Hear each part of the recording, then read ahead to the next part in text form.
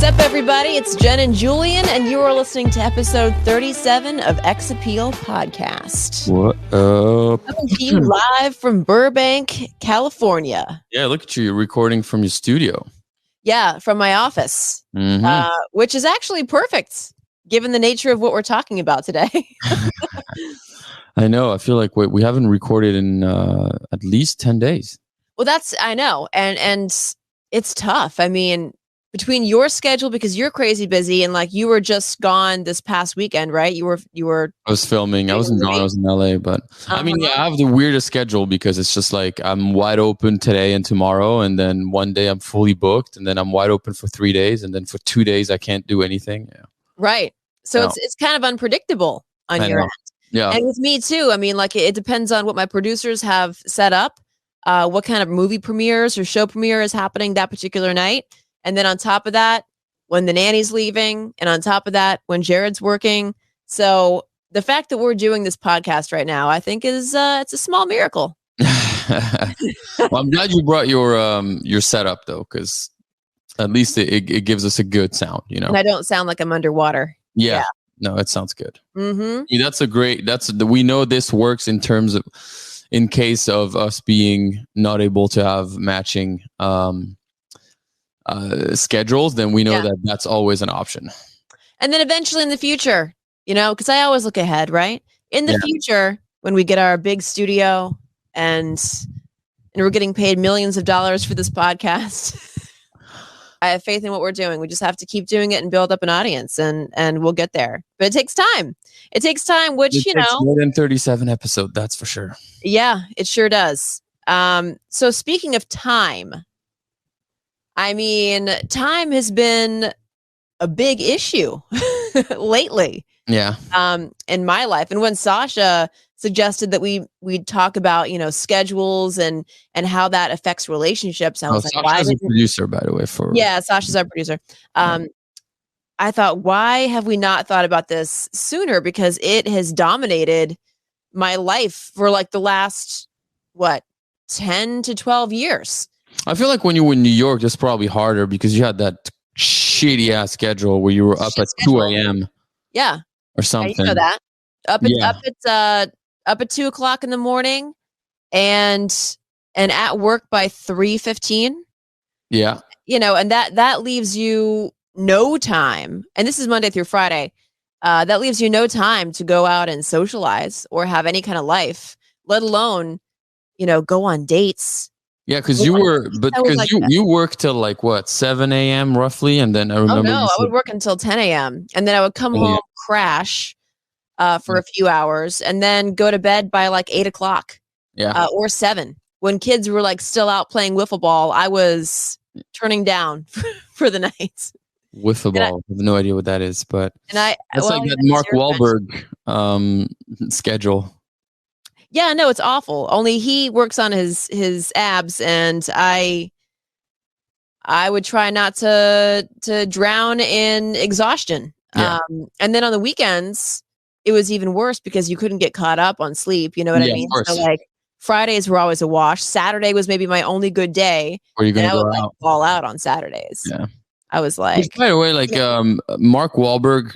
It's like, I feel like everybody's like, oh my God, like he's so productive, he's crazy schedule. He's up at 2 in the gym from 3 a.m. to 5 a.m. Then he's reading script. Then he even have time to go have breakfast with his kids before they go to work. And I'm just like, bro, he goes to bed at 8. Like what's impressive about this? Like it's just like like I go to bed at midnight. So while he's asleep, I'm being productive. Same shit. But if we really take a deep dive into it, do you think that he's fully happy in his life? Getting up every day at 3 o'clock in the morning just to go to the gym and like. No, but I feel like we just always praise people that are like up at 6 a.m., right? But my question is like, look, if you're up at 6 a.m., but you go to bed at midnight and you're up at 6 every day, then I praise you. But people are like, yeah, you know, I'm up at 6. I do all my stuff before. It feels so good. What time do you go to bed, bro? At 10? Cool. There's nothing impressive. That's no fun going to bed, you know, early like that. You feel like a toddler. Like you feel like that's not fun. Like I technically have the exact same amount of time awake in the day. If I go to bed at midnight, wake up at 8. Literally the same. Or if I go to bed at 1 a.m., wake up at 9. It's the same thing. Well, some people have, like regimented schedules. They have to get up. So it's in order to like work on themselves or do like through their whole fitness or meditation or whatever you want to do, what your morning routine is, you got to get up super early. Like I just read an article in Vanity Fair Variety with the Kardashians, and say what you will about the Kardashians, but they work their balls off. Yeah, for sure. They really do. Like Kris Jenner is up at 3:00 in the morning or 4:00 in the morning every day, just so she can get stuff done to start her workday, which probably lasts until like 11:00 at night. I have no idea how the woman gets time to sleep. Well, yeah, but there's also probably like 2 hours of makeup also that they put on. So, Yeah. I mean, they have a team. I mean, they have a team, but and Kim Kardashian said something very funny. She was like, to any woman entrepreneur or any entrepreneur, really, she said something like, get out of bed and do the fucking work. She said, I just feel like people nowadays don't like to work hard. And I mean, I guess she's right. I see it. I see there's like I would call it a frailty. I hear you. But again, right? She says, get out of bed in the morning and do the work, right? Everybody who gets up at 6 a.m. is seen as a successful hustler. Like that's how you're supposed to be. But you could also be a night owl and be the one who's like going to bed at 1, but you're working from 10 p.m. to 1 on a Tuesday night. Oh yeah, sure. It's the same thing. But I think it's just the amount of work that you do and not necessarily when you do it. Yeah, exactly. Exactly. But for some reason, being up early has like this, you got all your life together. But it's like, no. Well, yeah, I have actually more respect for people who work overnights because I know that's completely contrary to your circadian rhythm. And just doing that and doing anything, whether you're just like living and breathing, is difficult because that's not how people are not nocturnal creatures. Humans are not nocturnal animals. Yeah. We have there's a reason that, we wake up during the daytime and fall asleep at night. Like we're not built to work those overnight hours. It can be a killer. I know of a couple of friends who've worked those overnight hours and she got really unhealthy. She lost a lot of weight. Her sleep routine was all messed up. And not to mention she had no social life or dating life at that point, which can make you feel really lonely. Yeah. Yeah, no, for sure. The social aspect is definitely hard. Mm-hmm. Because when you're getting up that early, you feel like you're the only person in the universe waking up at that hour. During quarantine, I was helping out a friend deliver pastries in the morning. Which is so essentially French. I know. That's the Frenchiest thing you've ever done. We would go to, but no, I've never been a morning person. Never, ever. And I'm a huge sleeper. Like I can sleep 10 hours every night. So this fairly French big bakery, like they make obviously all their croissant and all that stuff, and they made it for a bunch of coffee shop around LA. And the coffee shop that opened at 7 had them before. So I had to be there at like 5:15 in the morning, load up my car with boxes with delicious French pastries. Yeah, take like 3 of them for me on the road, and then I would go literally from east to west. So like from close to the 405 all the way to Frockdown, and it would take me about an hour and a half. And I got back home at 7. Usually would go back to bed, but yeah, I mean, I was alone on the road from like 5:30 a.m. till 7. Wow. You do feel like you're a little bit alone. It's nice. Let me ask you a question. Do you get offended when people say croissant? Yeah. Really? I don't get it. You have to say a croissant because I get offended when people say croissant. Like no. So here's the thing. I don't get offended, but if I go to a place and I say I have a croissant, and then you be like, "Oh, you mean a croissant?" Then I get offended. I'm like, "No, bitch, you're mispronouncing it." Yeah, I literally had this happen to me where I asked at a bakery. They corrected you when you were pronouncing it as it should be pronounced in a French. Yeah. I made a video on TikTok. It has 1.6 million views off this. Yeah, it blew up, and it was like I went there to Zinc Cafe. I'm gonna put them on blast at Mateo Street downtown, And I was like, oh, I'll have an espresso and I'll have like a pain au chocolat, please. And she was looked in and she's like, very confused, like a what? I was like, a pain au chocolat, please. And she's like, so I pointed, I was like, this thing. She's like, oh, you mean a chocolate croissant? And I was like, no, it's a pain au chocolat. Typical. Yeah. So that I kind of got like, really? You're going to tell me how to say this? But yeah, that's insulting. That's insulting. But I took a trip to France when I got engaged, and at least we tried to speak the language. Yeah, and I feel like if you try to speak the language, you're nicer. They're nicer to you. Yeah. But you guys have a reputation of not being a little cold to Americans. Here's the thing. It's not, yeah, we're a little cold. Just to generally speaking, as a general rule, French people think Americans are really loud. Like restaurants, it's always like oh my god, like super loud restaurants. Like even my father. I don't know what you mean. Yeah, when we're in like in the Caribbean and there's always a table that's loud at the restaurant, it's always the Americans.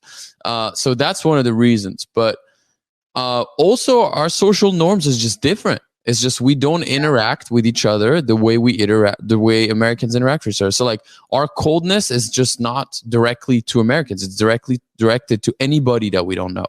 Yeah. It's just that's how we are. We're not as smiling right off the bat, right? So you have to warm up to the person before you. First, it's also different. Like people think about Paris, and if you go to the South, people are much nicer. So it's like Paris. It's like saying, "Oh my God, I went to New York. You Americans are so like constantly stressed out." And somebody would say, well, if you go to the South where everybody's really nice. And everybody's super slow and they do things. Slow. So it's like you can't really generalize. Yeah. And the other thing too is yes, English is like, a worldwide known language. But if you go to a country, you can't expect them to automatically speak your language. So it's like if I came up to the US and I lived in the US and I went to an American and I spoke to them in French, asking them for direction, they'd be like, yo, what the fuck is wrong with you, bro? We're in America. So it's kind of the same principle in France. It's like if you go and you try to speak, most of them will be like, okay, no, we'll speak English. I think there may be more understanding in Paris, right? Because it's a world city. No, it's the opposite. Yeah, because Parisian and Paris are so tired of tourists everywhere. Okay, so well, because you're tired of it doesn't mean it's not happening every single day, all the time. Yeah, so they're just mean to them. Yeah. But if you go to like a small village in France, like and you see you're American, they'll be like so welcoming. They'll probably invite you at their own house because they're like, oh my God, it's new to us, you know. Well, that's dangerous. So busy schedules. I mean, like, listen, I'm feeling it right now. I mean, coming back from maternity leave after 4 months, and now adjusting to a new life as a working mom. Mm-hmm.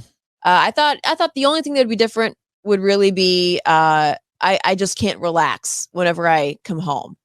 But it's that and then some. It's actually a lot more extreme than I thought it would be. Oh. In that I've had to have some uncomfortable, conversations. Like recently? Yeah. Like as what? Basically like asking producers, hey, like, and I don't know why I've always felt this way, but like I always feel super guilty when I set parameters for myself in like any situation, especially professionally. And so I came back and immediately I had to have conversations like, hey, listen, Monday through Friday, we have the nanny from 7 a.m. to 3 p.m.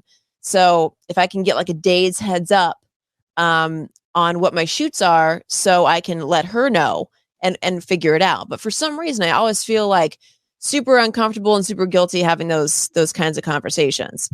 I think it's just because I'm like a workhorse and I've spent my entire adult working life single, and not having to think about anybody else except for myself. Yeah. So, but this time, I mean, I make no exception. If I can't figure it out, it's just not going to happen, and you can't feel guilty about that yet. Sometimes I do, but there are days, when I'm stuck in Burbank all day long and I don't get to see Ethan at all, which is kind of hard on a new mom because, you still have that, like that physical bond with your baby. Like you still want to, touch them and be around them and and hold them all the time. And that's why I make sure that I wake up extra early every morning just so I can be up before he's up, wake him up, and get that moment like where I'm the first face he sees. But don't you think that it's the same for when you were at home and your man was working? What do you mean? You probably felt the same as what you're feeling right now. You felt the same?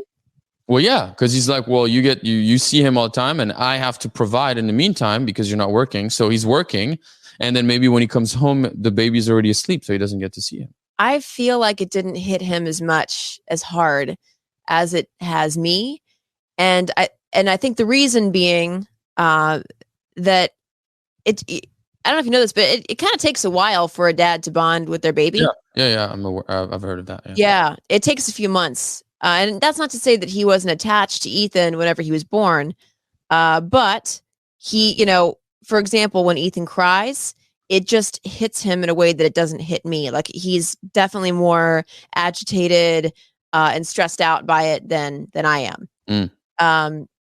And I think for him the only thing that really impacted him when he was going to work and coming home was that he would go to work, he would come home, and then he would, and sometimes have to take care of whatever was going on in the house because I was taking care of Ethan. So like it was double the work for him. Yeah. And but now, I mean, I can see he's like bonding with him more, and it's a different story, but yeah, I mean, like it's been tough, and any like new working mom can kind of tell you the same thing. So then how do you balance? Because basically the main thing we're trying to tackle is balancing a busy lifestyle, whether you're a mom or whether you're an entrepreneur or you're working or whatever lifestyle you have that is busy, balancing that with your relationship. I'm only at the beginning stages of it, but Has it taken a toll on your relationship? Do you feel like you guys are just not bonding as much or not? No, because he works too. And whenever we do see each other, we make the most of it. I mean, even if it's just like sitting together on the couch and watching TV, or like having a glass of wine at the end of the night, like we have our little like moments that we kind of enjoy with each other, and maybe not necessarily like tuning into electronics as much. Like I feel like we talk more when we are together because those moments are like a lot more scarce than they were before we had Ethan and before, I went back to work again full time. So I was going to ask, do you feel like the fact that you guys are so busy actually make it increase your day-to-day talking over messages or no? Yeah. It's definitely forced us to communicate more like in person. Yeah, we'll check in on each other and everything throughout the day, but I think the time that we do have together is way more quality than it used to be. And by the way, so you're not texting all day. That was my question. No, because like he's busy, I'm busy. And by the way, we decided to do couples counseling because because of all the changes that we've gone through. I'm like usually therapy averse because I've never really had a good experience with it, I guess. Yeah. It's always like sitting in an office and like someone staring at you while you spill your guts, and then they tell you at the end of the session, I want you to write down your feelings. It's like, I just told you all my feelings. You're writing them down. So yeah, we decided to do it because, we're both invested in the relationship, and it's been a lot of changes in the last year for us. Yeah, I mean, there's a ton of. I heard multiple times that couples therapy is actually better to do when everything's going well. Yep, and that's kind of where we're at. When like you start having issues, it's kind of a little too late to start it. Right. Yeah, we're not in trouble by any means. The only thing I don't like about it, because we are in a good place, it kind of forces us to get into a darker place. Like when we are talking about, some issues or like the past or whatever it is. But doesn't that remind you? Doesn't that remind you of those like the two couples that we've interviewed, and how they said that they were willing to have those talks together like on a consistent basis? I'm thinking again about the Aussies and your gay couple friend. that, you know, how they're like so open about talking about the things that are actually hard to talk about. So maybe couples therapy actually helps you guys be way more honest with one another. You know? I think there is something to that. I do think it's important to be comfortable being uncomfortable in those kinds of conversations. That's like the biggest, you know, and I can feel it too. Like she'll ask me certain questions and I just get like, I start to shrink like into what? myself. And she's like, so, you know, she asked me a question about my dating past and everything, and I got into some issues of like abuse and you know, stuff like that, like emotional abuse or whatever. And I started going over like all these different worries that I have in my current relationship. And then she just kind of looked at me and she said, "Have you ever been diagnosed with anxiety disorder?" I was like, I mean, no, but I feel like everybody, especially now, over the last 2 years, has come down with some sort of anxiety stress disorder. Yeah. I don't know if you agree with that, but yeah. It's like everybody has anxiety. Yeah. Yeah. I just don't know if I believe it. Like, what do you mean? I don't know. I mean, I feel like everybody's like, oh my God, you know, I have anxiety. And it's just like, I definitely think some people do have it, like diagnosed, and it's like, you know, clinically okay. But also I feel like some people victimize themselves a little bit, and it says like, oh, well, the reason it's because I have anxiety. It's just like, no, just take responsibility for your actions, you know? Yeah. It's like we're in this, and we could see that too with the younger generation. I feel like we're kind of in this a little cop out like victim, it's not my fault, it's because of you guys type of things, you know. Nobody stand up for themselves. It's like if somebody disagrees with you, then he's bullying you and all that you know. I feel like the next generations we're like raising a bunch of sissies. Some people have said it's the wussification of America. I mean, yeah, you know, you look at like people like my grandfather who like went to war, fought in World War II, came back, like raised a family, built his own house. I mean, and sure, I'm positive that he came back with you know, more haunted than he ever was by anything in his life because of what he saw in war. Yeah. But yeah, I agree. I do agree that a lot of people do use it as an excuse.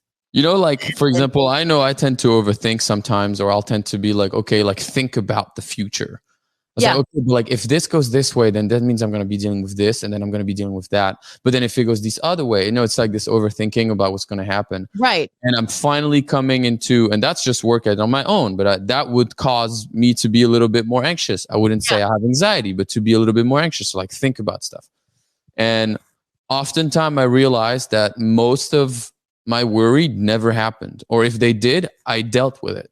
So now it's kind of when I catch myself thinking, I'm just like, bro, we'll think about this when this happens. Like when this arrives, and if and when this arrives, we'll figure it out. But out of right now, there's no reason to think about it. So I kind of shut it down. But my girl, for example, she has like diagnosed anxiety. Like she definitely has some like anxiety attacks here and there. Yeah. And she gets overwhelmed, and that's like not fun to see. And those things you can't help. I mean, like you really can't help. I know, you know, it's physical. You can see them physically changing. Yeah, it's a physical thing. They start to get like sweaty and clammy, and their heart races, and you experience physical symptoms. Yeah, that is real. And people who suffer from panic attacks too, like my mother being one of them. She used to get panic attacks all the time. I've had a couple, but they were stress induced, and like, you know, I think we also have to separate what is a normal human reaction to something and what is a disorder. Yeah, that's it. You know what I mean? And I do think that like maybe psychiatrists tend to overdiagnose. Yeah, and medicate disorders too. and to medicate. Yeah, I agree with that. We're going so off topic, but I know we are. I know. Look at us being clinical psychologists now, right? With no degree, say, yeah, you know, these we're both doctors now. We don't know shit. But you know, listen, like even doing this podcast can be a juggle for us with our schedules, right? It's like, you know, I'm doing this in between shoots. I have a red carpet that I have to go to tonight, and then in between that, got to go home and take care of Ethan. And until Jared gets home, so I can then leave to go to my event. It's not easy. It can definitely stress out relationships. Especially So when you go like days I'm and trying to days without seeing understand each how does that affect yours? other. When you become like two passing ships, I guess. You know, and it's like I used to date a guy who would work overnights, and basically the only time I would see him would be in bed. Mm. And that was the only time we saw each other. I mean, we didn't see each other at all during the day. Like we didn't have we did not have a normal relationship. And I don't know about you, but like none of my friends work a 9 to 5 job. Yeah, I know. I do have a few. Who work a 9 to 5? Yeah, They're who work probably in during like the day. finance, right? One's in marketing. The other one's like the manager of a restaurant. So he'll work like maybe 10 to 3, 9 to 3. And sometimes he'll work 3 to 9. So it Yeah. depends. But it's shifting. Yeah. I'm definitely, my actor friends and I definitely have the most weird schedule. What would your advice be to couples who have opposing schedules? I think it's like easy to get worried about it. But I wouldn't be very worried about it. Mm-hmm. Like I sometimes it is what it is. And if you guys are not happy with that schedule, then obviously you're going to have to make a change. But it also depends what time we are in, right? So it's like, what age are we? I know for myself, I'm in a place where I work as much as I can. Mm-hmm. And if that means that I can't necessarily for X amount of time have as much time as I want for my partner, that's okay. It doesn't mean, we're not good. It's just like, well, that's just the reality. And I also feel like when you are in those situations, it's also important to take the time for yourself, right? Yeah. Because it's like if you're very busy, then the small amount of time that you have available, you tend to give it to your friend, give it to your partner, Right. give it to your And friend there's and your nothing left partner. for yourself. And there's nothing for yourself. So in this case, when you feel like you have a very busy schedule, a very, very busy week, my go-to is to also prioritize taking time for myself to get things done that I want to do, to rest however I want to rest, to, like I was filming Friday all day from like 9 a.m. till 6 p.m. And then I had to work Friday night at the club till 2 a.m. And then I had to be back on set Saturday at 8 a.m. So I went to bed at 2, woke up at 6:45, 8, went to set Saturday at 8 a.m. I had to be there, finished at 7. Yeah. And then I had to work again Saturday night at 10 p.m. So then I went home. And at this time, I was like, I'm not doing anything. I'm going home. There was a UFC fight. So I was like, I'm going to watch the UFC fight alone with not entertaining anyone and just get some food. And that's it. Yeah. That was the day. That was a day off for my girl. And obviously then we couldn't hang out because I was filming all day. So then I did my stuff. And then Sunday, she was working and I had time until like roughly 5 p.m. And then 5 p.m. I was working again at the club till 9. Yeah. And same, I felt like Sunday I did things that I wasn't able to do Friday and Saturday. So I worked out, I grocery shop, whatever I had to do. And then when I came home from work at like 9 p.m., I still felt the need, like I haven't had my time yet enough. Like Saturday from 7 to 10 p.m. wasn't enough. So I needed it. So I just, honestly, I smoked some weed and just watched a stupid show. That's all I wanted to do. Just relax and stuff. And I went to bed at like 10:30. And then Monday happened and the same thing happened to me where Monday I was finally, I was working out, doing everything I wanted to do. I had Monday night free, but I still felt like I need more time alone. I need like more of my time. So I did it. And then yesterday we hung out. I mean, the more you can claim little chunks of time like that for yourself. I mean, it's that whole put your own mask on before you put somebody else's oxygen mask on the plane theory. Yeah. You got to take care of yourself. Yeah. Or you can't take care of somebody else. Yeah. And you also don't want to like there can be some resentment that comes along with somebody demanding too much of your time, especially if you work like a rigorous schedule. Like, I would look at that person as, do you really not have any compassion for what I'm doing and my schedule right now? That now you're demanding, time, fleeting time that I have to myself. Like, you want to monopolize that? Or you want to, go out and to an event or whatever it might be. Like, you have to have some kind of compassion and understanding there. Yeah, but I feel like it kind of goes both ways. I feel like, as your partner, a partner could also be like, well, you only have X amount of time, so how come you don't want to spend it with me? Yeah, I can see that so too. It kind of goes both ways. Like, I understand both. I do feel like, as the partner, if you are dating somebody who's very busy, who's having a couple busy days, your intention of hanging out with them shouldn't be selfish in the sense like, I want to see you and you need to make time for me. It should be based off, I know you have a lot on your plate. Let me know if there's anything I can help you with, or to try to like alleviate that. Right. But it is important. And it's also, I can understand the other point of view where the person is like, well, you only have like one night free, and why don't you want to spend it with me? Right. Yeah. And this comes down to, I think, personality. I think it comes down to what type of person you are. If you like enjoy your alone time. And I go back to also what you were saying. I think like, for you to be a good partner, you also need to be in a good place. And if you need an extra night solo, or if you need an extra whatever, to go to that event for your work, because it's just gonna like whatever, it just makes you feel good to do it, then you got to do it too. Yeah. It's a healthy for me, like a little bit of compassion goes a long way. Like, a little bit of understanding and patience goes a long way with me, because I've dealt with people who have no patience and don't understand the situation and like what I'm up against. But how would that come across? What do you mean? So like, what makes you think that person had no compassion just because they wanted to hang out with you? They would no. It was mainly like going to events where it was like a cocktail party or whatever it is, like an event. And what was their saying? It's like, were they verbal about things like, oh, you'd rather go to this event than hang out with me? Yeah. Just being like very selfish about it.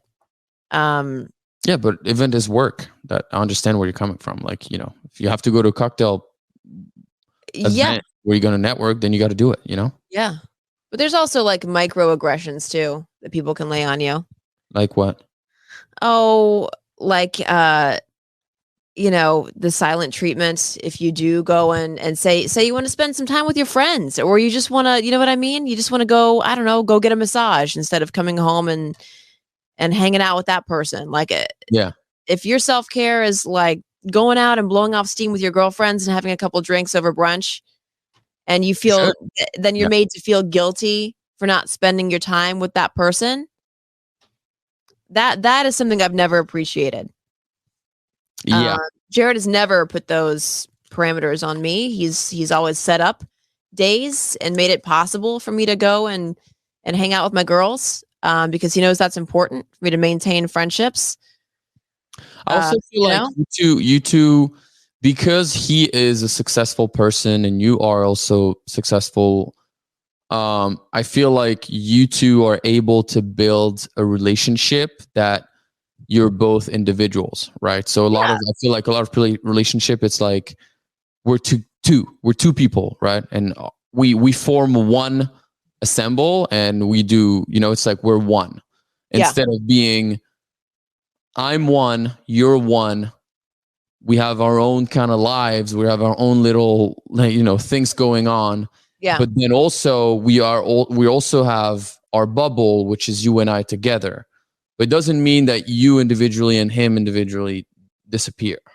Right. Right. So I come back to this one relationship that my friends have. I think they've been married for like 12 years, and they have a very free relationship in the sense of like, she does whatever she wants whenever she wants. Not like dating wise. Like, they're together, but like she wants to go on a weekend trip with her friend, she goes on a weekend trip with her friend, and then he wants to do this, he stays home, and vice versa. She definitely is more of the I need my own like life, I need my own stuff, but it seems to work. From what I'm seeing, this seems to work a little bit better than people that are constantly together. Like, yeah, I think there's because they've nailed down something that's extremely important in a committed relationship, which is also freedom. yeah, Like you need that freedom. You can't feel like you're boxed in or the walls are closing in or that you have too many parameters up. Because as soon as you start to feel that way, I know a lot of people are inclined to like they want to bail as soon as they start to see like rules and you're that kind of person too. Like you don't like rules. Like yeah, too many rules and too many ultimatums, in a relationship. You're more of like a free-flowing kind of person. And I'm the same way in some respects. You have to be able to do what made you happy in your single life. That's not to say that you're going to go out and date other people, but there are friendships, doing things on your own time, and maybe having like some time to yourself. These are all very important things that should maintain themselves inside of a relationship. If you don't have that, then you're losing a big piece of who you are. So then how do you have time for yourself at your house where you're living with your man and there's a crying baby? Does that mean you have time for yourself somewhere else? I mean, I'll just be perfectly honest. Like the last time I was out with my girls was my birthday. And that's not even for yourself because you're with your friends. I'm talking, when do you have time for yourself on your own? My own. Well, I mean, now, not so much. Not so much. See, that would drive me crazy, I think. I've been alone since I was 16. Yeah. And it's literally therapeutic for me to have alone time. Yeah, I mean, that all changes once you have a kid. It was never like this before I had Ethan. It was always like I look back on it now and I'm like, damn, did I have a lot of free time? Yeah, I could have done anything I wanted to do, no matter what. I could just get up and like on a random Saturday night, I could call up my girls and be like, let's go to Soho or let's go to, somewhere in WeHo or Beverly, whatever it is. Like, let's go out and make a decision that day. Now it's like, fuck, I have to like the stars have to realign themselves in order for me to like be able to go have a night out with my friends. And I have to say like that one night that I was out recently with my girlfriends for my birthday was so much fun. And it was like, it was exactly what I needed to recharge my batteries. See that. Yeah. I mean, you have to take one thing is like, I absolutely know for a fact I would want a kid down the line. Yeah. But the idea of not having any more alone time like scares the shit out of me. And I'm like, shit out of me. I'm like, will I be able to handle this, or am I gonna go fucking crazy and just be a bitter person because I constantly have to be with this little baby to take care of him, and when I'm not, I'm working, and when I'm not working, it's back with the baby, Yeah, I mean, in a perfect world, you have a partner who can support you, and you have childcare. A lot of people don't have that. Go to school. I see a lot of parents being like, "Oh my god, they're in school finally." Yeah. Like, yeah. Yeah. I mean, people say like, "Oh, aren't you sad leaving Ethan?" It's like, yeah, I'm sad. I'm sad leaving him for sure. Like I every single minute of every day, I'm thinking about him in some way. But yeah, I'd be like, no, go. Nice to like go to an office and talk to other adults and like feel normal, because I spent 4 months of just like isolated baby confinement, and it is like you're on a fucking island out on you're like deep in the ocean. Like I know. I'd be like, if I had my a kid, like he's 4, I'd probably be like, go to school. Let's go extra credit too. Take extra credit class. Like stay. You wanna go after that, play soccer? Go. I'll pick you up at 8 p.m. Thank God. Yeah. What they say is true. It's like your time is no longer your own. It's just straight up not. I really like wish I had enjoyed more of that time to myself. Back when I was, single or not a mom. Yeah. and that would be like my advice to people is just, you don't have any kids, go and do whatever you want, go travel, go live it up.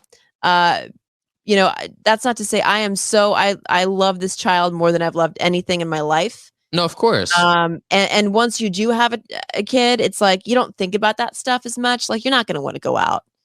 You really aren't. I mean, maybe here and there, but you're not going to like be that territorial over your free time as you once were. No, but so here's the thing. I think you're thinking, I mean, going out and going to dinners. No, I'm talking being alone in my apartment in silence. Yeah, right? you can kiss that goodbye. like, or when the kid takes naps. I mean, when Ethan takes naps, it's fucking awesome. Like I get to watch TV. Like I get to just kind of, scroll on social media, like whatever it is. I get that time to myself. I guess nap time is time for yourself. Nap time is mom time. Yeah, for sure. Yeah, that makes sense. Actually, fair enough.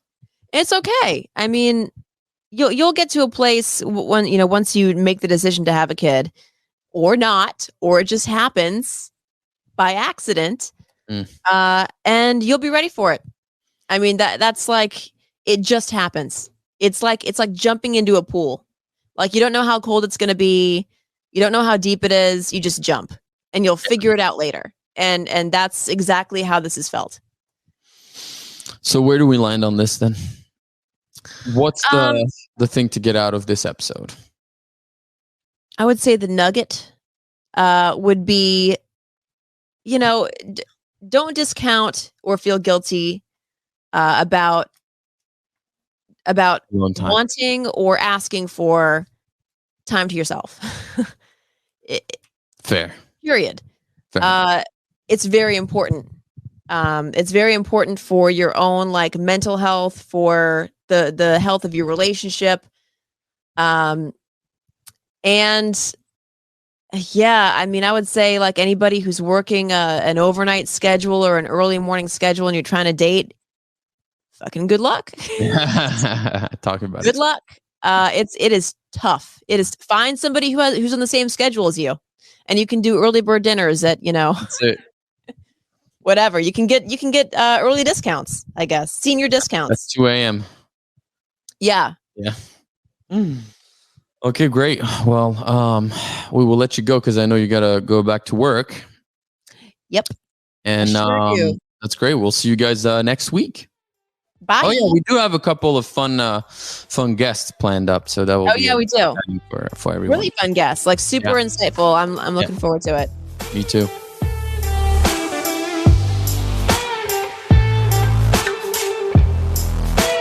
A Huda Media Production.